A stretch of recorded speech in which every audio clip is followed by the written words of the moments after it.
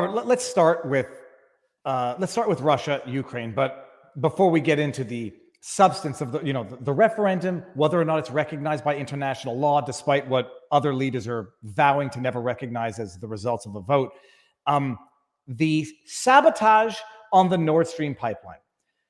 What is your best theory? People out there are saying Russia did it, which it makes, unless I'm wrong, Robert, it makes absolutely no sense in any realm of reality, 4D, 5D, false flag, for Russia to give up their biggest negotiating tool against Europe. What do you say to the people who say Russia did it, and who do you think did it, despite the fact that they basically announced in advance what they were going to do between Nuland and Biden? Who do you think did it, and what do you say to the Russia did it folk? Well, if you're looking up a culprit list, first of all, the nature of the sabotage is very difficult to do. So it's very unlikely for it to be private actors, very unlikely for it to be an accident. There was some speculation that it could be an accident, but most reports concluded that it was not likely an accident. And most reports concluded it was not likely capable to that level of sabotage to be performed by private actors. And then actually only a few militaries in the world have the kind of capability and capacity to do it. So you start with likely suspect would be a government and one of a very small hand, you put on your hand the number of governments who could pull it off. So then you go to who had voiced opposition to Nord Stream 2. Well, one government more than any other, the United States government, obsessively had voiced opposition to Nord Stream 2. And as you note, both Biden and Victoria Nuland had been publicly promising, often with a smirk on Biden's face, that one way or another, he would stop Nord Stream 2. And even when asked, how would you stop it when you don't control it? And it's between Germany and Russia. He just smirked. Yeah, I promise you. And then he smirked.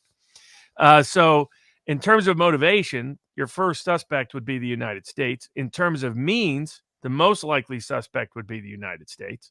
And then in terms of who benefits, most likely suspect would be the United States. What this does is strip Russia of its leverage and forfeits Germany's ability to back out of the sanctions nightmare they've walked themselves into, where, they're talking about, handing out people blankets so they can stay warm in the winter and that kind of thing. Don't take hot showers. I mean, they're going to stink if they're in Germany, man. They're going to smell bad. But that's just where that's going. So everything points to the United States. Then you have reports that there was U.S. operations in the area, mapping out underwater aspects, testing out underwater drones right next to where this happened just a few months ago. You have this being controlled with the location of where the sabotage took place by U.S. military in substantial part. So there's no reason to believe Russia would sabotage itself in this manner. Every reason to believe the United States is the most likely suspect. And the United States denials haven't been overwhelmingly powerful. They've been a little bit weak. So I think everybody in the world knows this was a United States military operation. Everybody will live in, the American media and others will, live in self-delusion. I think kind of like the election fornication that took place. There was a Polish ex-defense secretary that publicly thanked the United States when this happened. He is married into powerful State Department families here in the United States, and he only took it down later. I think it's because there's a lot of people on that side of the aisles. Amanda Milius, who we interviewed, Darren Beatty, who we interviewed. Darren Beatty, editor now of Revolver. Amanda Milius, daughter of John Milius, director of the documentary Plot Against the President, has a documentary coming out on John McAfee not long. Another good set of documentaries. We met her at the Project Veritas party in Florida. Sweetheart. She said that when she was at the State Department, everybody there was obsessed with stopping Nord Stream 2.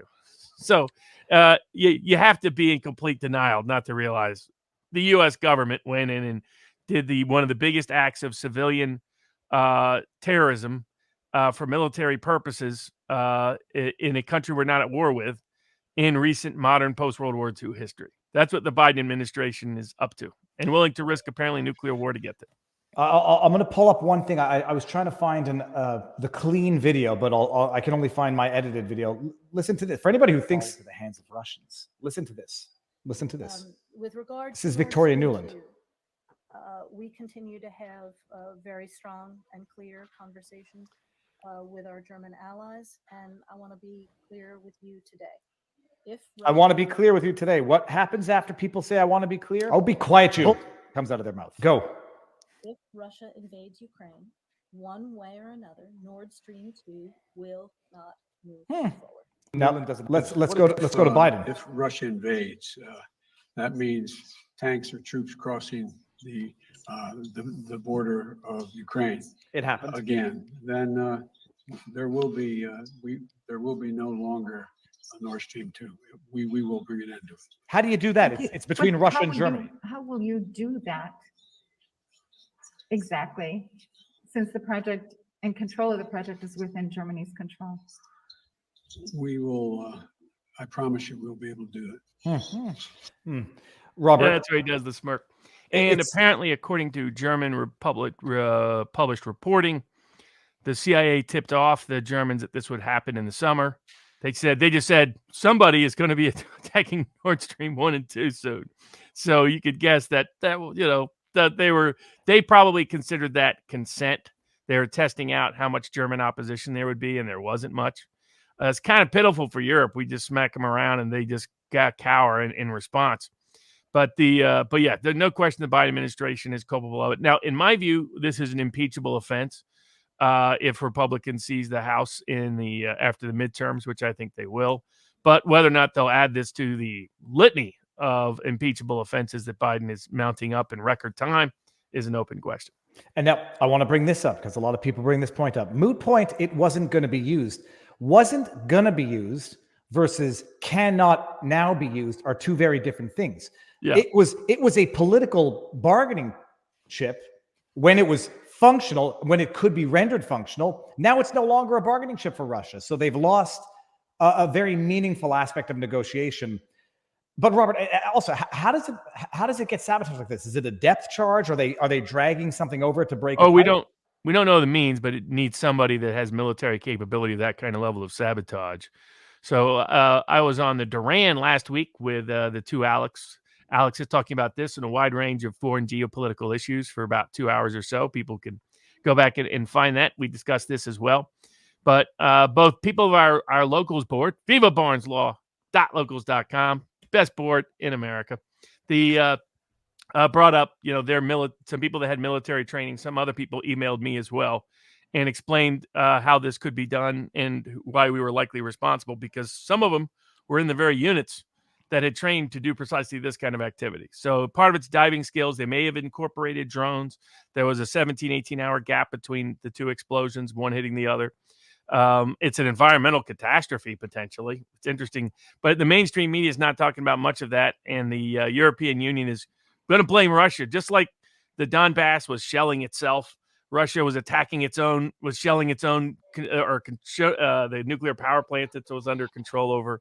Now Russia is blowing up its own pipelines and destroying its own leverage. Seeing how much dumb stuff you can get American people and the people in the West to believe. Sadly, many are still gullible. So this brings us to the actual legal question now. Russia held a referendum in the eastern provinces, I think the Donbass region. Yeah, Donbass, Kherson, and Zaporizhia, which are Luhansk and Donetsk.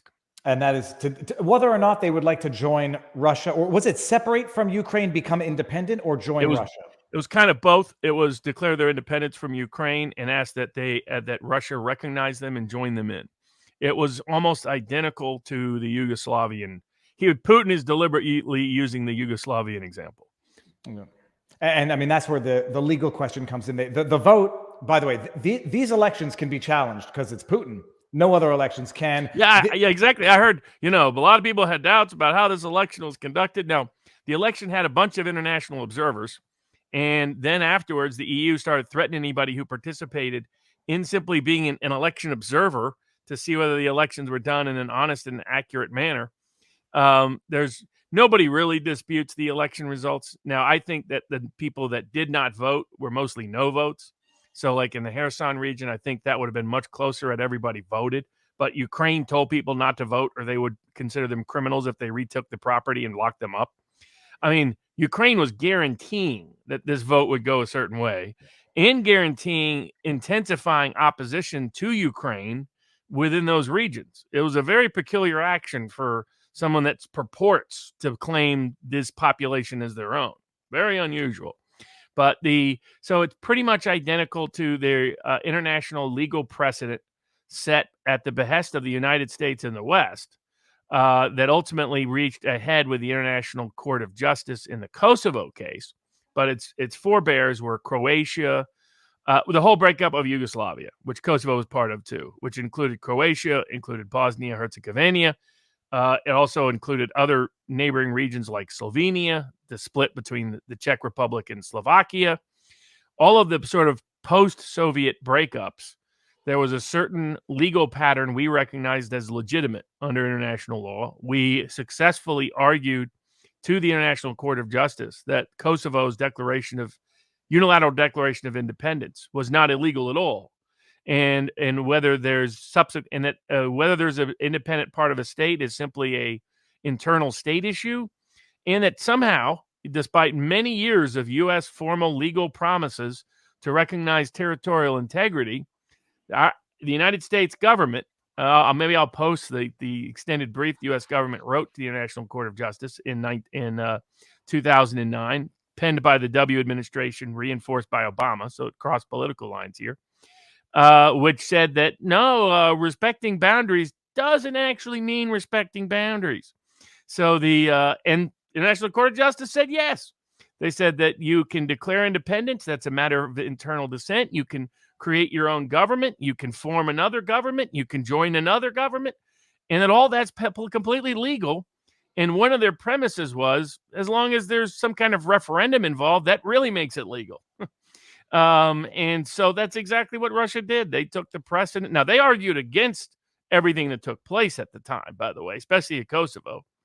But they lost those arguments before the court. And they're like, fine, we'll use your standards and borrow them and imitate them. So under our own standards that we've set, we can't make any legal complaint under international law against Russia's actions. And I'll bring up, let me bring up a tweet from Justin Trudeau. This question is particularly funny in the context of Canada, where Quebec twice held a vote to separate a referendum. Trudeau, the man himself who respects peaceful protests and women's rights, when it comes to recognizing this, says Canada condemns Putin's latest comments about Russia's referendums. The outcome of these referendums are not legitimate, and Canada does not and will not ever recognize them. I repeat, Ukraine's territory will remain Ukraine's. And basically take that same language and you could apply it to Kosovo, to Croatia, to Slovenia, to Slovakia, to Bosnia, to Kosovo, to all those places. And Canada took the exact opposite position. They didn't say we will always recognize the territory of Yugoslavia. Just the opposite. So ran to encourage it, incentivize it, reward it, support it, recognize it, and then put military bases there. So Putin is just replicating our own precedents. From an international legal basis, there's no grounds to critique Russia's annexation of those regions after the referendums that took place. Now, I'm not a fan of this way of changing alliances, but there are two counterpoints in the American tradition. One is, of course, the American Revolution itself. We declared a right to declare our independence. And found that was a legitimate grounds to separate from another government and so forth. Even more analogous is Texas. Probably the closest historical analog in American history to Ukraine and Russia is Texas. A bunch of Americans populated Texas while it was under the domain of Mexico. The Americans decided they weren't being treated well by the Mexican government. And so we supported their unilateral declaration of independence. Hence, remember the Alamo. We have a memorial to it. That's why I get a kick out of Americans say, oh, this is outrageous. You could never do this. It's like, I guess you think we should not remember the Alamo then, right? They're unaware of their own history or unaware of its clear analogy. And then, of course, we invaded to protect the Americans in Texas and then declared its independence. So what Putin is doing in southern Ukraine is not only identical international legal standards to the precedent we helped create in Yugoslavia, It's identical to how America got founded and how Texas even exists as part of America.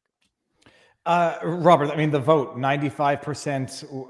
I just get In the immediately. Donbass, and then it's like 87, and then, but if you include the non-voters, like there were 30% in the Kherson region that didn't vote. You could fairly infer those were mostly no votes. So my get, and that what it is, that's consistent, as Richard Barris, People's Pundit, put out. You could have guessed this. You could have forecast this vote if you knew what the 1926 census was. That because it's the same Russian area dominate populations of that region.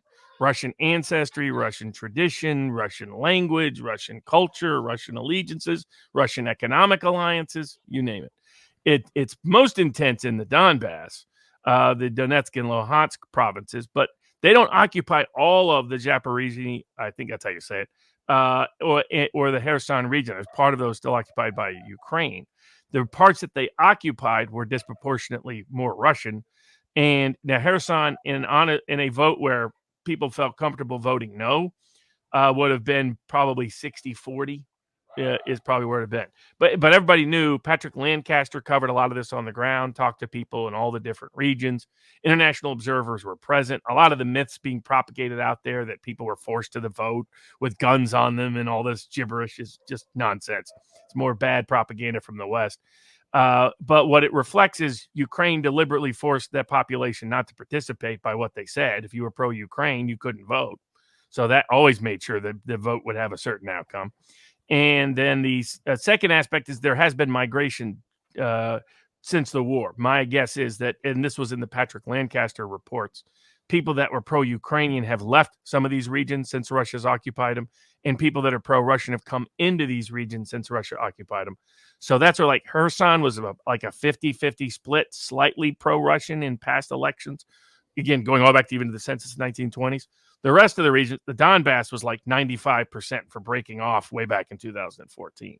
So everybody knew which way that was going to go. And certain parts of those attendant regions were the same Zaporizhzhia region. Kherson is the one that, if it hadn't been occupied, would have been a very close vote.